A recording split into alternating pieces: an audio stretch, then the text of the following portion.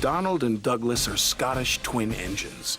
They're practical, peppery, and proud. They nearly always work together. One day, Donald and Douglas were chuffing through the countryside, hauling a heavy load. Down the line, Trevor the traction engine had been struggling with a big cartload of hay. Crossing the tracks, the cart's wheels had broken off. Then Trevor heard a whistle. "Oh no!" Trevor cried. Donald could see the cart. "Stop!" he cried. Donald's driver applied the brakes, but it was too late.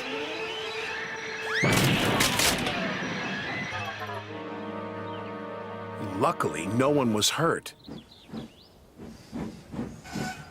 "Stop being pushy," Donald snapped. "Don't call me pushy," Douglas snapped back. "You shouldn't have pushed me into the cart," huffed Donald. "You pulled me, you mean," argued Douglas. "Didn't. Did.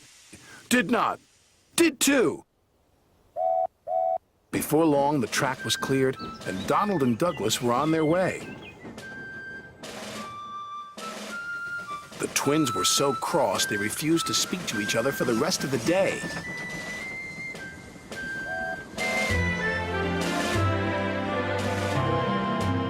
The next day, Sir Topham Hatt needed an engine to help Duck at the smelter's yards. "May I go, sir?" said Donald eagerly. "I only need one engine," said Sir Topham Hatt, "not two." "I am only one engine, sir," said Donald, "and I would like to work with Duck." Sir Topham Hatt was surprised, but agreed. Thomas was worried. "Won't you miss one another?" he asked. "I know I'd miss Annie and Clarabel. I'll work better on my own," sniffed Douglas. "I have work to do," huffed Donald. At first, Donald enjoyed working with Duck.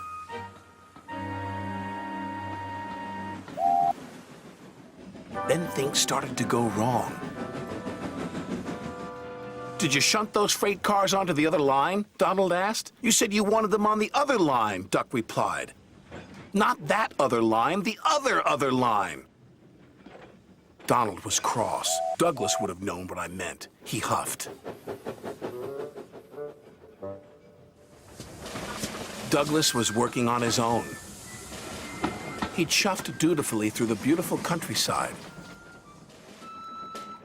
But Douglas had no one to share it with. Although he tried not to, he was beginning to miss his twin. That night, Douglas's driver took him to visit Donald. "I was just passing," said Douglas. "Have you come to say you're sorry?" Donald sniffed. This made Douglas very cross. "I've nothing to be sorry for," he said, and steamed away in a huff. The next day, Donald was in a bad mood. Duck could see he was getting too close to the buffers. "Look out!" Duck shouted, but it was too late. Donald's driver was very cross. "This wouldn't have happened if you were working with Douglas," he said. Donald knew he was right, and Duck knew he couldn't pull Donald back onto the rails. So he went for help. Douglas was sadly finishing his work as Duck steamed into the depot. "Donald is in trouble," said Duck. "Donald in trouble," Douglas cried. "I'm on my way." And he steamed off as fast as he could.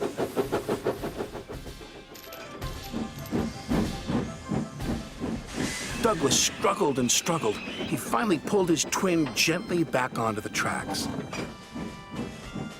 He was relieved Donald wasn't hurt.